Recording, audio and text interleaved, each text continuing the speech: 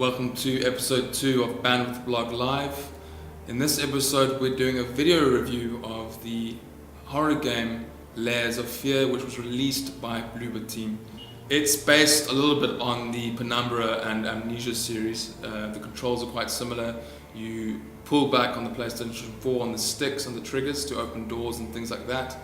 And it's really a first-person horror game. You explore this mansion as this painter who wakes up with no recollection of what's happened, and you have this deserted home to explore, which it turns out is probably your own. Your paintings are strewn around this house, which sort of changes before your eyes, and it becomes very clear that this man that you're playing is, slightly deranged and has gone through some sort of trauma.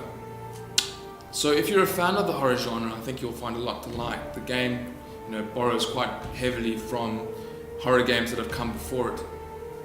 The game's very narrative driven, so it's all about piecing together what's actually happened, and the game's very good at not giving you too much to go on. The developers are quite clever in the way that they manipulate the scenery around you, so doors will close behind you and levels will change while you're going through them, and that actually works in the game's favour because it makes it very linear and you're never really unsure of where to go, so you always know exactly what you need to do, which keeps the pacing in the game very, very high. In terms of atmosphere, I think Penumbra, Amnesia, Soma have been very influential. I don't want to talk about them too much, but it's important to draw the distinction. Penumbra was the game that really launched Frictional, a small Swedish development house that created this horror game on a whim almost as a student project. But it had an amazing way of manipulating light and creating something truly, truly terrifying. Layers of Fear definitely owes a debt to those games. In terms of, you're going to expect something pretty terrifying. It's not particularly long. It can take 3 to 4 hours to finish, which by traditional game standards is very short. But in this case, I think it's good because games like this can easily overstay their welcome. I mean, Alien Isolation famously lasted about 20 hours and a lot of people were upset with it. Personally, I really liked the game. I played it on easy, which made it a bit more manageable. But horror games can easily outstay their welcome, and Layers of Fear does a really good job of making the ride memorable but not too long. There are 3 endings. They're very clever in the way that they differ from one another.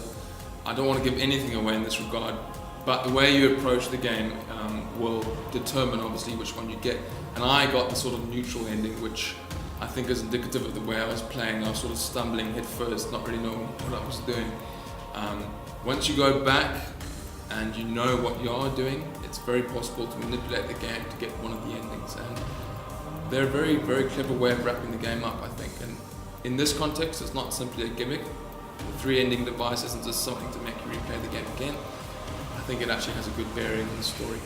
In Layers of Fear, even a bathtub isn't what it seems, and there's this really awesome sequence where you sort of dive in and go through this underwater dystopia.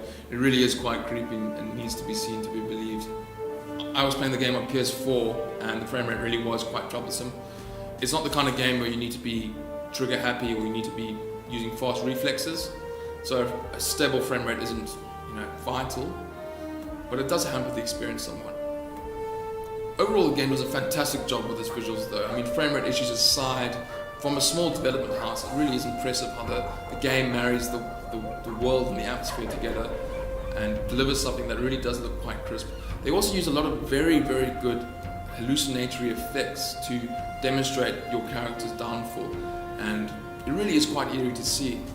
In terms of sound, the developers make use of masterful sound effects to really create something that really is quite frightening and really is spine-chilling in areas. The developers ask that you play the game with headphones on, and I can attest that it makes a big difference. With headphones on, plugged over your ears, there's a lot to really, really make you scared.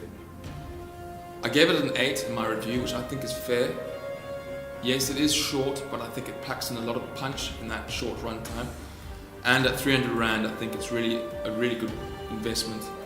It's a game that you can play more than once to find all the clues, and if you are interested in the story, there's a lot to be had. But I think most of all, for fans of the horror genre, Layers of Fear really is a must-have.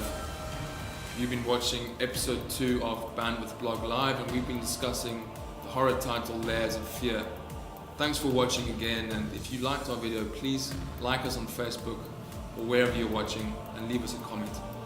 Be sure to follow us on Facebook, Twitter, SoundCloud, Instagram, and Google+. And be sure to join us at bandwidthblog.com.